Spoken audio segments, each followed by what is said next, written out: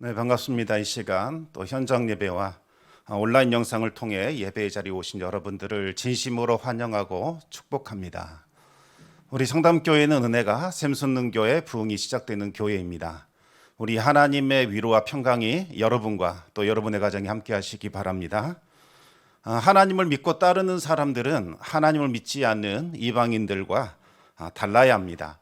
하나님을 믿는 사람들의 삶에는 경건함이 나타나야 하죠.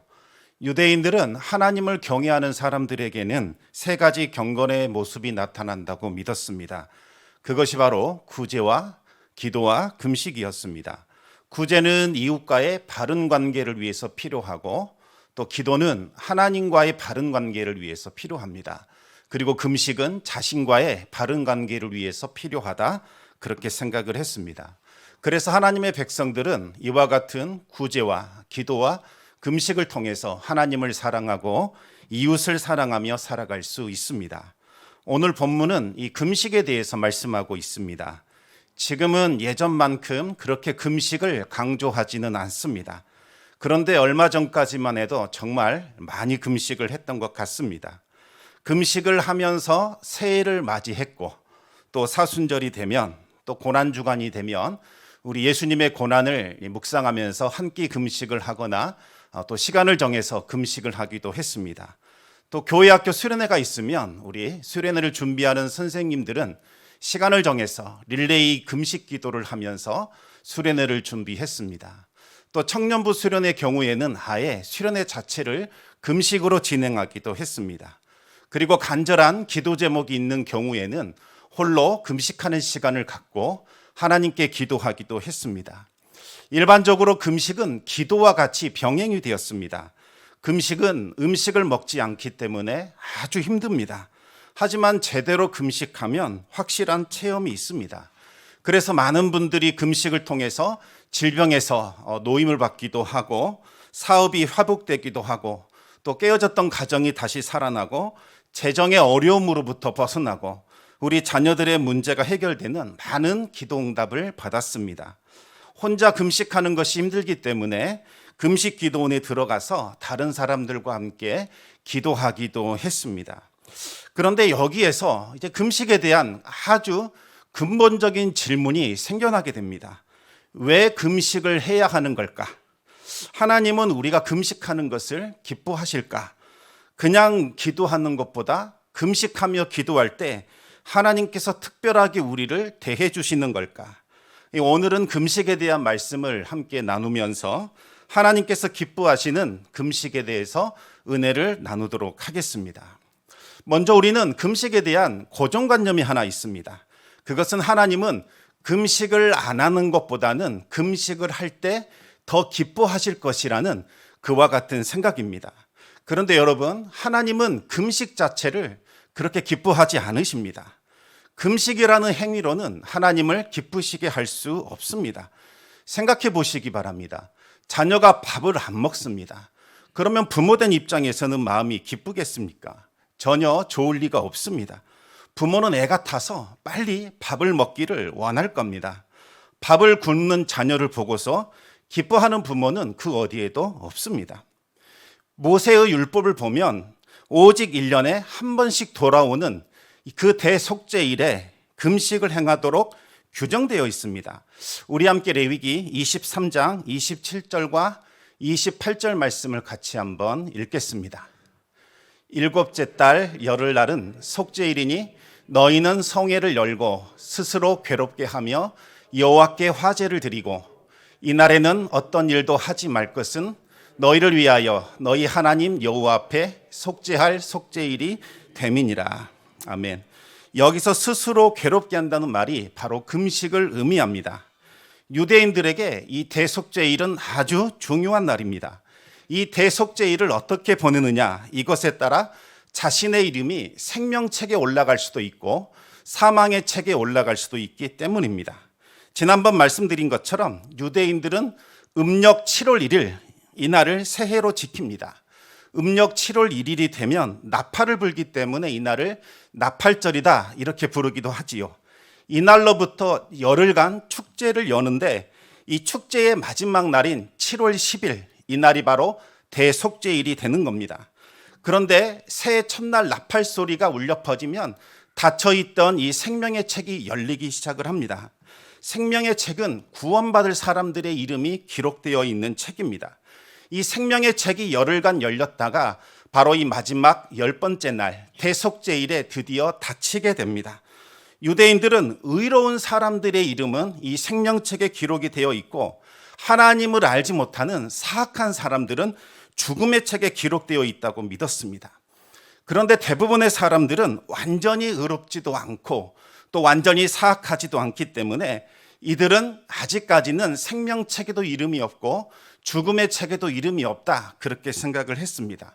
따라서 이 나팔절과 함께 시작되는 새해 축제 기간에 어떻게 살아가는가, 여기에 따라서 이 중간에 있는 사람들의 이름이 생명책에 기록될 수도 있고 죽음의 책에 기록될 수도 있다, 이렇게 생각을 했습니다. 그래서 사람들은 이 축제 기간에 회개하면서 경건에 아주 힘을 썼습니다. 이때 필요한 것이 바로 구제와 기도와 금식이었습니다. 구제와 기도와 금식에 힘쓴 후에 마지막 날 두근거리는 마음으로 이 대속죄일 제사에 들어가게 됩니다. 하나님께서 그들의 죄를 용서해 주시면 이제 그들의 이름은 생명책에 기록이 될 것이고 복을 받아 한 해 풍성한 소출을 거두게 되는 겁니다. 그런데 이 대속죄일이 여러분 누구와 관련되어 있는지 아십니까? 바로 모세와 관련되어 있습니다.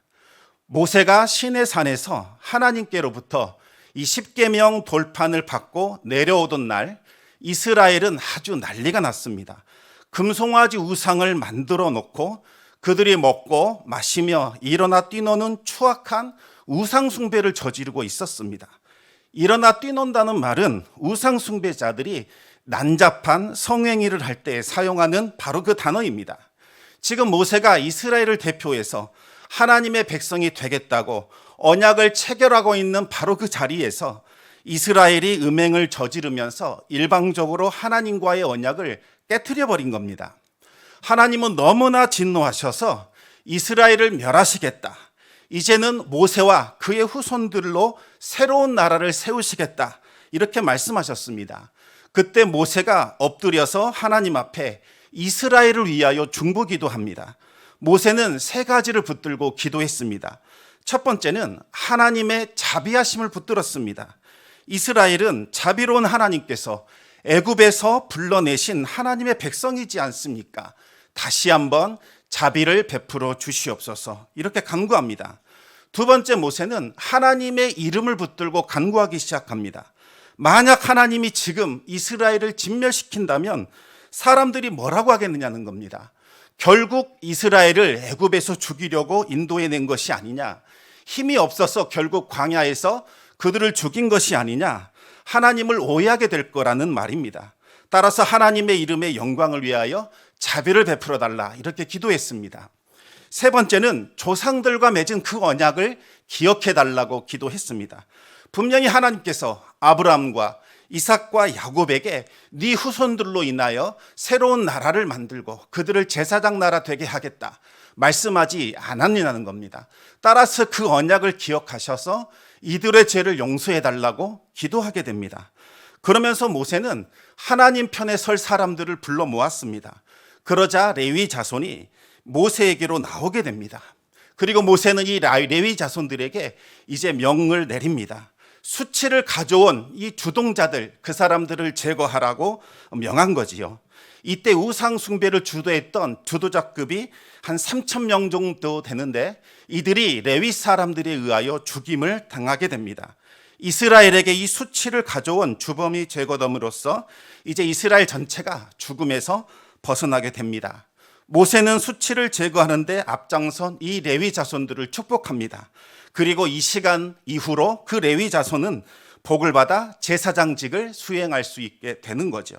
모세는 다시 시내 산으로 올라가서 하나님께 기도했습니다. 우리 함께 출애굽기 32장 30절에서 32절까지 말씀을 같이 한번 읽겠습니다. 이튿날 모세가 백성에게 이르되 너희가 큰 죄를 범하였도다. 내가 이제 여호와께로 올라가노니 혹 너희를 위하여 속죄가 될까 하노라 하고 모세가 여호와께로 다시 나아가 여짜오되 슬프도소이다. 이 백성이 자기들을 위하여 금신을 만들어 싸우니 큰 죄를 범하였나이다. 그러나 이제 그들의 죄를 사하시옵소서. 그렇지 아니하시오면 원하건대 주께서 기록하신 책에서 내 이름을 지워버려 주옵소서. 모세는 이 백성들의 죄를 용서해 주지 않으신다면 제 이름을 생명책에서 지워달라 그렇게 기도하게 됩니다. 모세는 시내산에서 40일을 금식하며 하나님과 함께 지냈습니다. 이것이 바로 성경에서 최초로 나오는 바로 금식 사건입니다. 모세가 40일간 시내산에 올라가 하나님께 먹지도 않고 마시지도 않고 지냈던 이것에서부터 성경은 금식이 시작되고 있지요. 출애굽기 34장 28절과 29절 말씀을 같이 읽겠습니다. 모세가 여호와와 함께 40일 40야를 거기 있으면서 떡도 먹지 아니하였고 물도 마시지 아니하였으며 여호와께서는 언약의 말씀 곧 십계명을 그 판들에 기록하셨더라. 모세가 그 증거의 두 판을 모세의 손에 들고 시내산에서 내려오니 그 산에서 내려올 때에 모세는 자기가 여호와와 말씀하였으므로 말미암아 얼굴 피부에 광채가 나나 깨닫지 못하였더라. 아멘. 모세는 40일을 금식하면서 하나님과 함께 했습니다. 하나님은 두 번째 십계명을 기록하셔서 모세에게 주셨고 모세는 그 두 번째 받은 십계명 돌판을 가지고 내려오게 됩니다. 모세가 시내산에서 내려온 그날이 바로 음력 7월 10일 대속죄일입니다. 다시 말하면 이 대속죄일은 이스라엘이 우상 숭배의 죄를 용서받은 바로 그날입니다. 대속죄일에 하나님은 이스라엘이 저질렀던 우상 숭배의 죄악을 용서해 주셨고 그들을 하나님의 백성으로 받아주셨습니다. 모세의 금식과 모세의 기도를 받으신 하나님께서 생명책에서 지워져 버렸던 이스라엘의 이름을 다시 기록해 주셨습니다. 이스라엘이 하나님의 백성이 되었다는 그 증거가 바로 이 십계명 돌판입니다. 하나님은 택하신 백성들에게 주시는 것이 바로 하나님의 말씀입니다. 다시 말하면 하나님의 말씀을 받았다. 내가 하나님의 말씀을 간직하며 살아가고 있다. 이것이 바로 하나님의 백성된 증거라는 말씀입니다. 하나님의 백성의 특징은 바로 말씀을 소중히 간직하고 그 말씀을 지키며 살아가는 데 있습니다. 그 후로 이제 대속죄일이 되면 이스라엘은 금식을 하면서 선조들이 저질렀던 우상숭배의 죄악을 떠올리며 자신의 삶을 돌아보며 점검했습니다. 죽어 마땅한 죄를 저지른 그 패역한 이스라엘을 위하여 음식을 다 끊어버리고 금식했던 그 모세의 심정이 얼마나 참담했겠습니까? 무슨 말을 할 수 있겠습니까? 당장이라도 또 이 이스라엘을 진멸하고 그들의 이름을 생명책에서 지으려고 하셨던 하나님의 그 아픈 마음은 얼마나 컸겠습니까?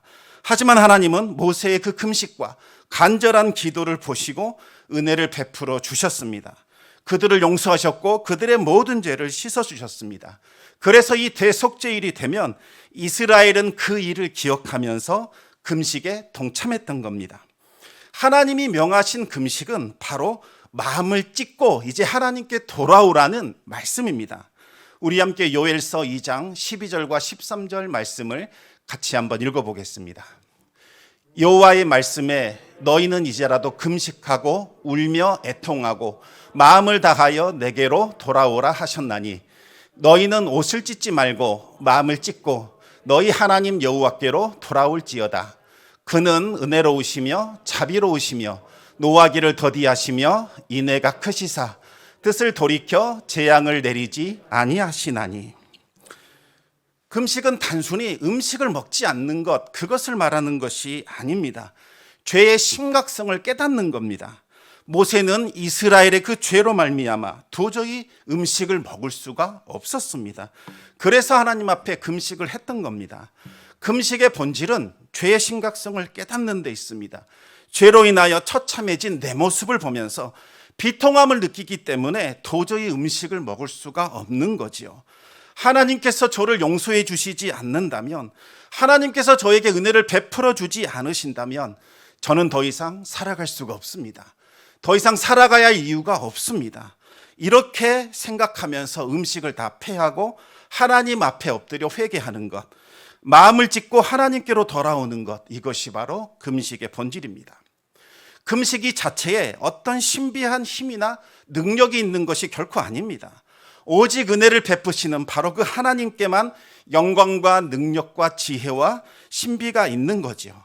금식은 반드시 마음을 찢는 회개로 이어져야 하고 하나님께로 돌아가는 행동으로 나타나야 합니다. 우리가 지난날의 죄를 회개하고 하나님께로 돌아올 때에 하나님은 은혜와 자비를 베풀어 주셔서 우리에게 밀어닥친 모든 재앙을 물리쳐 주십니다. 살 길을 열어주시고 크신 은혜와 복락과 생명을 부어주시는 겁니다. 그런데 시간이 흐르면서 이스라엘은 자꾸 이 금식을 변질시켰습니다. 이 금식 자체를 신성한 것으로 여기게 됩니다. 마치 금식 여기에 무슨 신비한 능력이나 효염이 있는 것으로 착각을 하게 됩니다. 그래서 금식을 하면 뭔가 좀 특별한 공로를 세운 것 같은 우쭐한 마음이 들기 시작하고, 하나님은 이 금식한 사람에게는 무조건 특별한 은혜와 복을 베풀어 주실 것이라는 그와 같은 착각을 하게 되었습니다. 그래서 금식은 뭔가 하나님께로부터 받아낼 때에 은혜를 받아내기 위한 수단과 도구로 전락하게 되었고, 금식이 자꾸 남용되기 시작을 합니다. 여러분 아마 다 경험이 있을 겁니다. 어떤 집회나 수련회를 선전하는 전단지나 광고나 어떤 명함을 보면 이런 문구가 들어 있습니다. 40일 금식 기도를 2번이나 한 목사, 40일 금식 기도를 3번이나 한 능력 있는 하나님의 사람, 40일 금식 기도를 수시로 하는 권능의 종, 이렇게 소개하는 기도원들이 있더라는 거지요. 이러한 기도원이나 집회는 가급적 참석하지 않는 것이 좋습니다. 그들은 금식이 무엇인지를 지금 오해하고 있고 금식에 대해서 전혀 알지 못하고 있는 겁니다. 금식을 마치 훈장으로 여기면서 자신을 홍보하는데 남용하고 있습니다. 하나님은 그와 같은 금식을 싫어하실 뿐만 아니라 미워하십니다. 우리 함께 이사야 58장 3절과 4절 말씀을 같이 한번 읽어보겠습니다. 우리가 금식하되 어찌하여 주께서 보지 아니하시오며 우리가 마음을 괴롭게 하되 어찌하여 주께서 알아주지 아니하시나이까. 보라, 너희가 금식하는 날에 오락을 구하며 온갖 일을 시키는도다. 보라, 너희가 금식하면서 논쟁하며 다투며 악한 주먹으로 치는도다. 너희가 오늘 금식하는 것은 너희의 목소리를 상달하게 하려는 것이 아니니라. 이사야 시대에는 정말 많은 금식을 했습니다. 금식이 남용이 되기 시작을 합니다. 그들은 금식하면서 괴로워하면 하나님께서 알아주시겠지, 하나님께서 관심을 가져주시겠지, 이렇게 믿었습니다. 그러나 하나님은 그들에게 눈길도 주지 않으셨고 그들의 금식을 외면해 버리셨습니다. 그러다 지금 하나님께 항변하고 있는 겁니까? 왜 하나님, 우리가 지금 금식하는데 바라보지 않으십니까? 우리가 금식하며 마음을 괴롭게 하는데 왜 하나님 알아주지 않으십니까? 이렇게 항변하고 있는 겁니다. 그들은 금식이 가진 본래의 의미, 본래의 목적을 외면해버리고 육신의 복락을 얻어내는 수단으로 지금 악용했습니다. 종교적인 자랑을 과시하는 수단으로 변질시켜버렸습니다. 이스라엘은 금식을 마치 커피 자판기처럼 생각을 했습니다. 동전을 딱 집어넣고 버튼을 누르면 원하는 커피가 나오듯이 금식이라는 동전을 집어넣고 기도라는 버튼을 누르면 원하는 것이 나와야 한다, 이렇게 믿었던 겁니다. 금식이라는 이 경건의 수단을 가지고 하나님을 조종하려고 했고 하나님을 내 뜻과 내 원대로 마음대로 움직이고자 하는 그와 같은 생각을 가지고 있었습니다. 하나님은 그들의 금식을 꾸짖으셨습니다. 음식을 먹지 않고 금식하는 것은 괴로움과 고통을 느끼기 위한 겁니다. 모세가 금식했던 것은 이스라엘의 우상 숭배를 보고서 충격을 받았기 때문입니다. 너무나 괴롭고 너무나 고통스러워서 아무것도 먹을 수가 없었던 거지요. 모세의 마음에는 오직 하나님의 은혜와 자비를 구하는 것, 그것밖에 없었습니다. 지금 먹고 사는 것이 중요한 것이 아니었다는 거지요. 하나님의 마음을 품는 것, 그것이 바로 금식의 목적입니다. 성경은 대속죄일에 해야 할 금식을 스스로 괴롭게 하는 것, 이렇게 표현하고 있습니다. 금식을 하는 목적은 바로 괴로움을 느끼기 위한 겁니다. 나의 죄를 인정하며 하나님 앞에서 나 자신을 낮추고 극심한 괴로움을 느끼고 참회하며 간절한 마음으로 하나님의 자비와 긍휼을 구하는 겁니다. 죄로 인하여 하나님과 끊어진 그 관계를 애도하면서 회개하며 하나님께로 돌아가는 것, 그것이 바로 금식을 통해 일어나는 일들입니다. 그러나 이스라엘은 바로 이 금식하는 날 오락을 즐겼습니다. 나의 이 배고픔을 보상하기 위하여 즐거움을 찾아 이곳저곳을 기웃거리며 다녔던 겁니다. 또 금식이란 행위가 나의 구원과 경건함을 보장해 줄 것이다, 이렇게 생각하며 자신을 의롭게 여겼습니다. 하나님 앞에 죄인이라는 생각은 조금도 없었던 거지요. 하나님은 또 금식을 하는 이 대속죄일의 날에는 아무 일도 하지 말라고 말씀하셨습니다. 그러나 그들은 다른 날보다 더 혹독하게 일꾼들을 몰아붙였습니다. 왜요? 금식하느니라 내가 일을 못하기 때문에 그 손해를 만회하고자, 그 손해를 보상하고자 일꾼들을 더욱더 혹독하게 가혹하게 밀어붙였던 겁니다. 나는 금식을 해서 하나님 앞에 은혜를 받지만 너희들은 그럴 필요가 없다고 생각을 했던 거죠. 이것이 무슨 금식입니까? 단순히 음식을 먹지 않는 것, 그것에 불과한 겁니다. 이사야는 하나님이 관심을 가져주시는 금식, 하나님께서 기뻐하시는 음식이 무엇인지 알려주었습니다. 계속해서 이사야 58장 6절과 7절 말씀을 같이 읽겠습니다. 내가 기뻐하는 금식은 흉악의 결박을 풀어주며 멍에의 줄을 끌어주며 압제당하는 자를 자유하게 하며 모든 멍에를 꺾는 것이 아니겠느냐. 또 줄인 자에게 내 양식을 나누어 주며 유리하는 빈민을 집에 들이며 헐벗은 자를 보면 입히며 때에 내 권력을 피하여 스스로 숨지 아니하는 것이 아니겠느냐. 아멘. 하나님은 단순히 음식을 먹지 않는 것, 이것을 기뻐하지 않습니다. 우리가 굶는들 그것이 무슨 하나님께 유익이 되겠습니까? 하나님은 우리가 굶주리고 배고파하는 것 절대로 좋아하지 않으십니다. 하나님은 우리가 배부르고 만족하기를 원하시는 겁니다. 하나님은 이 금식을 통해서 깨어진 심령, 애통하는 심령이 회복되기를 원하십니다. 죄악된 길에서 벗어나 다시 하나님께로 돌아오기를 원하셨습니다. 금식의 목적은 회개에 있는 겁니다. 회개한 사람은 삶에서 경건이 회복되어야 합니다. 흉악의 결박을 풀어주고 멍에의 줄을 끌어주며 압제당하는 자를 자유하게 해주고 모든 멍에를 꺾어버려야 합니다. 누군가가 지금 부당하게 결박당하고 있다, 멍에의 줄에 칭칭 얽매여 있다, 압제당하며 신음하고 눈물을 흘리며 있다, 그러면 모르는 척 외면하지 말라는 겁니다. 니들이 정말 금식했다면, 하나님 앞에 죄인됨을 정말 깨닫고 다시 돌아오기를 원한다면 그 사람들 외면하지 말고 풀어주라는 겁니다. 내 주변에 굶주린 이웃이 있다면 마치 아버지가 굶주린 자녀에게 양식을 나눠주듯이 안타깝고 긍휼한 마음으로 먹을 것을 나눠주라고 말씀하고 있는 겁니다. 부당한 압제로 인하여 집을 빼앗겨서 갈 곳을 찾지 못하는 그 이웃이 있다면 공동체가 나서서 그 사람을 위한 피신처나 숙소를 제공해 주라는 말씀입니다.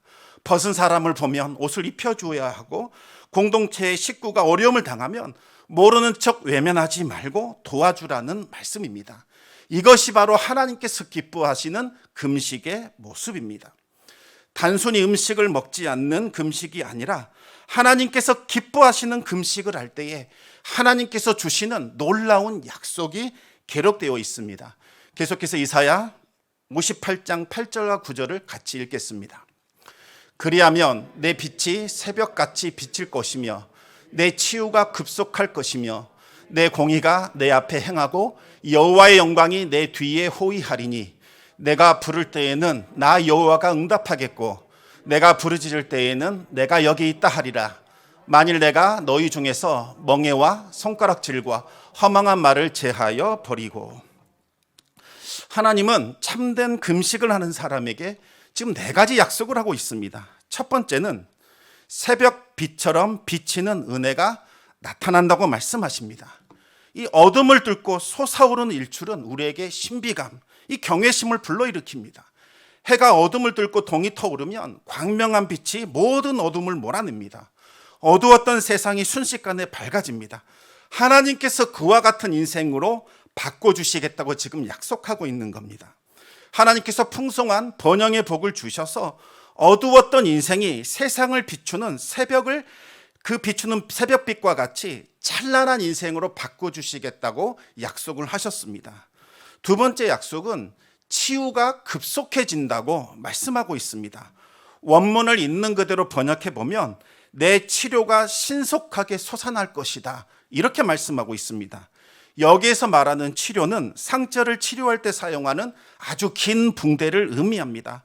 너무나 오랫동안 고통받아서 정신적인 상처, 육체의 상처를 안고 살아가는데 하나님께서 기뻐하시는 그 금식을 실천할 때에 하나님의 은혜로 신속한 치료를 받아서 그 꽁꽁 매었던 이 싸매었던 붕대를 다 풀어버리고 이제는 활력과 기쁨이 있는 삶을 살아가게 된다는 말씀입니다. 세 번째로는 하나님의 의가 앞에 행하고 하나님의 영광이 호위하는 하나님의 보호를 경험하게 된다고 약속하고 있습니다. 하나님의 의가 앞에 행한다는 것은 하나님이 주신 그 언약의 말씀이 우리를 인도해 주신다는 의미입니다. 하나님의 말씀이 우리를 인도해 갈 때에 우리의 삶에는 행복과 번영과 평화가 나타나게 됩니다. 하나님께서 복된 길로 우리를 이끌어 주십니다. 또 하나님의 영광이 우리 뒤에서 호위한다는 것은 우리를 추격해오는 애굽의 군대를 멸하듯이 모든 사탄의 세력들과 그들의 권세를 멸하여 주시고 우리를 보호해 주신다는 약속의 말씀입니다. 네 번째로는 하나님의 임재를 경험하는 은혜가 나타나게 됩니다. 하나님께 부르짖을 때에 하나님께서 응답해 주시고 다급하게 하나님을 찾을 때에 내가 여기 있다 말씀해 주신다는 약속입니다. 기도 응답하시며 하나님의 임재를 체험할 수 있도록 이끌어 주신다는 약속입니다. 기도 응답과 하나님의 임재에 대한 약속은 모든 약속 중에서 가장 크고 위대한 약속입니다. 하나님이 함께 하시고 하나님께서 내 기도에 응답해 주신다면 우리는 어떤 상황도 극복해낼 수 있을 겁니다. 왜 이스라엘의 기도가 허망해졌을까요? 왜 하나님께서 그들의 부르짖음에도 불구하고 응답하지 않으셨을까요? 그 이유는 너무나 단순합니다. 그들의 입술은 하나님을 경외하는 것처럼 보였고 그들의 행위는 하나님을 높이는 것처럼 보였지만 그들의 심령의 상태 그리고 그들의 삶의 열매는 하나님을 전혀 알지 못하는 사람들과 하등 다를 바가 없었습니다. 그래서 하나님께서 이제라도 너희가 금식을 하면서 마음을 찢고 애통하며 하나님께로 돌아온다면 하나님께서 이와 같은 은혜를 베풀어 주실 것이라고 그렇게 약속을 하셨습니다. 우리 계속해서 이사야 58장 10절에서부터 12절 말씀을 같이 읽겠습니다. 줄인 자에게 내 심정이 동하며 괴로워하는 자의 심정을 만족하게 하면 내 빛이 흑암 중에서 떠올라 내 어둠이 낙과 같이 될 것이며 여호와가 너를 항상 인도하여 메마른 곳에서도 내 영혼을 만족하게 하며 내 뼈를 견고하게 하리니 너는 물된 동산 같겠고 물이 끊어지지 아니하는 샘 같을 것이라. 내게서 날 자들이 오래 황폐한 곳들을 다시 세울 것이며 너는 역대에 파괴된 기초를 쌓으리니 너를 일컬어 무너진 데를 보수하는 자라 할 것이며 길을 수축하여 거할 곳이 되게 하는 자라 하리라. 아멘. 우리가 좋아하는 말씀입니다. 물된 동산 같고 끊어지지 않는 샘과 같을 것이다. 무너진 데를 다시 일으키 세우며 너를 보수하는 자라 일컬음을 받게 될 것이다.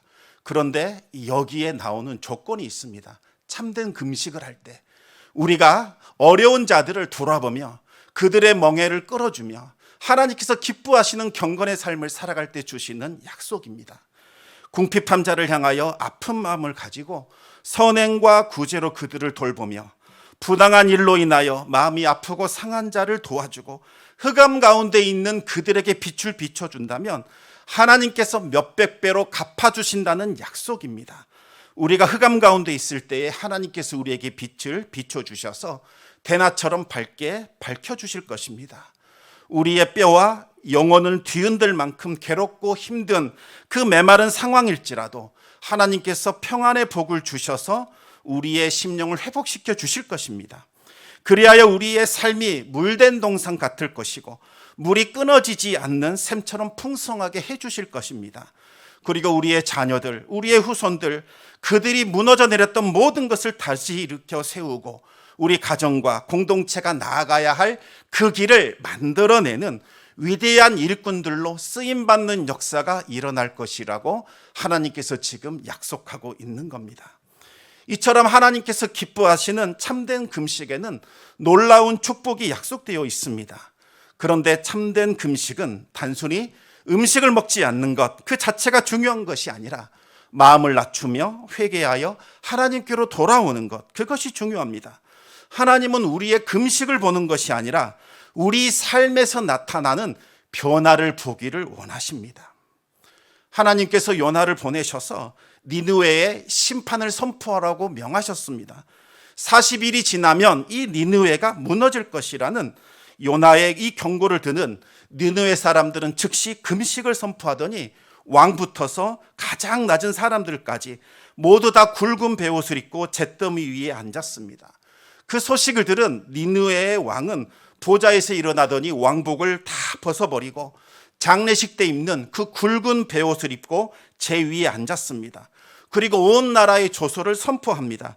사람이나 짐승이나 소떼나 양떼 아무것도 입에 대지 하지 말라는 겁니다. 먹지도 말고 물도 마시지 말라고 선포했습니다. 사람이든지 짐승이든지 장례식 때 입는 그 굵은 베옷을 다 입히고 하나님께 부르짖으라 이렇게 선포합니다. 그리고 악한 길과 손으로 행한 모든 포악한 일들에서 떠나라고 했습니다. 그러면 혹시 하나님께서 멸망하실 그 뜻을 돌이키시고 진노를 그치셔서 우리를 멸망에서부터 건져내 주시지 않겠느냐 그렇게 말했던 거지요. 어떻게 되었을까요? 하나님은 그들에게 내리려고 했던 재앙을 거두셨고 그들을 용서해 주셨습니다. 왜 하나님께서 그들에게 은혜를 베풀어 주셨을까요? 그들이 금식을 해서 그랬던 걸까요? 그렇지 않습니다. 하나님께서 보신 것은 금식 그 자체가 아니라 그들의 행위였습니다. 우리 요나서 3장 10절을 같이 읽겠습니다. 하나님이 그들의 행한 것, 곧 그 악한 길에서 돌이켜 떠난 것을 보시고 하나님이 뜻을 돌이키사 그들에게 내리라고 말씀하신 재앙을 내리지 아니하시니라. 하나님께서 우리에게 찾으시는 것은 음식을 먹지 않는 금식이라는 행위가 아니라 진심으로 통회하고 자복하며 악한 길에서 떠나 하나님께로 돌아오는 것을 보십니다. 그러나 이 서기관과 바리새인은 금식을 오해했습니다. 자신을 자랑하고 드러내는 수단으로 변질시켰습니다. 그들은 마치 이 금식 자체에 특별한 능력이나 신비한 힘이 있는 것처럼 생각했습니다. 금식하는 것이 자신에게 특별한 경건과 의를 부여해 준다고 믿었습니다. 그래서 그들은 자신들이 얼마나 금식을 많이 하는지, 얼마나 이 금식을 규칙적으로 하는지를 사람 앞에 드러내며 자랑했던 거죠. 그들은 일주일에 2번 월요일과 목요일에 금식했습니다. 그들이 월요일과 목요일을 정한 이유는 나름대로의 이유가 있었습니다. 바로 이 목요일은 모세가 시내산에 올라간 날이었고 월요일은 모세가 시내산에서 내려왔던 날이었기 때문입니다. 하지만 그들에게는 그것보다 더 실제적인 이유가 있었습니다. 그것은 바로 이 월요일과 목요일에 사람들이 예루살렘에 모여들었기 때문입니다. 예루살렘에는 월요일과 목요일 날 장이 열렸습니다. 그래서 시골에서부터 도시에 이르기까지 수많은 사람들이 예루살렘으로 모여들었습니다. 서기관과 바리새인은 이때를 노린 거지요. 그들은 금식을 자랑하고자 머리를 다 풀어 헤치고 헤어진 옷을 입었습니다.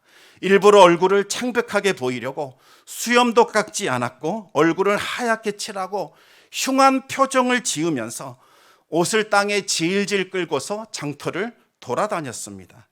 당시 백성들은 먹을 것이 너무나 부족했습니다. 언제나 배고팠습니다. 그런데 먹고 살고자 힘든 육체 노동을 해야만 했습니다. 따라서 음식을 굶는다는 것은 도무지 상상조차 할 수 없었습니다. 음식을 먹지 않으면 하루 살 그와 같은 기력을 가질 수가 없었고 건강도 위험해졌습니다. 그들은 서기관과 바리새인이 금식하는 티를 팍팍 내면서 장터를 활보할 때마다 마음에 알 수 없는 강력한 찔림과 죄책감을 느껴야만 했습니다. 동시에 그들은 서기관과 바리새인들을 우러러보며 존경하며 부러워했습니다. 서기관과 바리새인들은 사람들의 이와 같은 시선이 너무나 좋았습니다. 그들에게 금식은 자신을 즐겁게 하는 한낱 오락거리에 불과했던 거지요. 예수님은 이와 같은 서기관과 바리새인의 금식을 책망하셨습니다. 그들은 이미 자기 상을 받았기 때문에 하나님께는 받을 상급이 전혀 없다고 선언하셨습니다. 마태복음 6장 17절 18절 말씀을 우리 읽겠습니다. 너는 금식할 때에 머리에 기름을 바르고 얼굴을 씻으라. 이는 금식하는 자로 사람에게 보이지 않고 오직 은밀한 중에 계신 내 아버지께 보이게 하려 함이라. 은밀한 중에 보시는 내 아버지께서 갚으시리라. 아멘. 금식은 오직 하나님만 보실 수 있도록 은밀하게 해야 합니다. 머리를 풀어헤치면서 나 금식합니다 자랑하지 말고 평소처럼 머리에 기름을 발라야 합니다. 얼굴도 씻지 않고 수염도 깎지 않고 하얗게 칠하지 말고 평소처럼 얼굴을 깨끗이 씻어야 합니다. 그래야만 외식의 유혹으로부터 벗어날 수 있고 온전히 하나님께만 집중할 수 있습니다. 어떤 목사님의 이야기를 말씀드리며 이제 말씀을 맺겠습니다. 어떤 목사님이 금식 기도를 마치고 산에서 내려오는 사람들을 만나게 되죠. 그분들 중에 한 여자 성도님이 계셨는데 40일 금식 기도를 다 마쳤다는 겁니다. 주변 사람들이 한 목소리로 그 여인이 얼마나 신앙이 좋은지 경건한지를 막 칭찬했습니다. 얼마나 대단해 보입니까? 목사님도 존경의 눈빛을 그 사람에게 보냈습니다. 그런데 그분이 다 산에서 내려와서 물건을 사는데 확 깨더랍니다. 비싸다면서 차마 입에 담지 못할 욕설을 그 상인에게 막 퍼붓더라는 겁니다. 그 광경을 본 목사님은 충격을 받았습니다. 순식간에 존경심이 다 사라졌습니다. 돈 몇 푼 때문에 상스러운 욕을 해대는데 40일 금식이 무슨 소용이 있단 말입니까? 하나님이 보시는 것, 그것은 우리의 중심이지 겉으로 드러난 가식적인 행위가 아닙니다. 금식 그 자체로는 하나님을 기쁘게 해드릴 수 없습니다. 하나님이 무엇 때문에 우리가 바쁘는 것을 좋아하시겠습니까? 회개와 삶의 변화가 수반된 금식, 이것만이 유익한 겁니다. 삶의 열매가 나타나지 않은 금식은 우리를 교만하게 하며 우리의 영혼을 병들게 만들며 죄를 저지르게 할 뿐입니다. 하나님이 베푸신 은혜를 충만하게 받아 누리고 싶다면 마음부터 점검하시기 바랍니다. 여러분의 마음이 죄로 오염되어 있다면 마음을 찢고 애통하며 회개하시기 바랍니다. 그리고 하나님이 기뻐하시는 그 길을 걸어가시기 바랍니다. 이것이 하나님이 기뻐하시는 금식입니다. 이와 같은 금식을 하는 사람들에게 하나님은 은혜로우시며 자비로우시며 노하기를 더디하시며 인애가 크셔서 재앙을 거두시고 약속하신 은혜와 복을 부어주실 것입니다. 우리 하나님의 은혜가 날마다 함께 하시기를 우리 주님의 이름으로 축원합니다. 기도하겠습니다. 아버지 하나님 감사합니다. 죄로 인하여 죽을 수밖에 없는 저희들 하나님의 은혜로 아버지 하나님의 거룩한 백성 삼아 주시고 성령을 부어주셔서 우리 마음속에 세상을 따르지 아니하고 하나님 나라를 사모하며 살아갈 수 있는 그와 같은 마음을 주셨습니다. 우리의 마음이 죄로 오염될 때마다 우리 안에서 발견되지 말아야 할 악한 모습이 드러날 때마다 우리의 심령을 찢게 하여 주시고 애통하게 하여 주시고 아버지 앞에 금식하는 자가 되게 하여 주시옵소서. 금식이 우리 자신의 경건을 드러내는 위선의 도구가 되지 않게 하여 주시고 하나님을 더 깊이 만나고 하나님과의 관계를 더욱더 은밀하게 아버지 하나님 친밀하게 만드는 그와 같은 은혜의 수단이 될 수 있도록 역사하여 주시옵소서. 모든 말씀 우리 주 예수 그리스도 이름으로 기도드리옵나이다.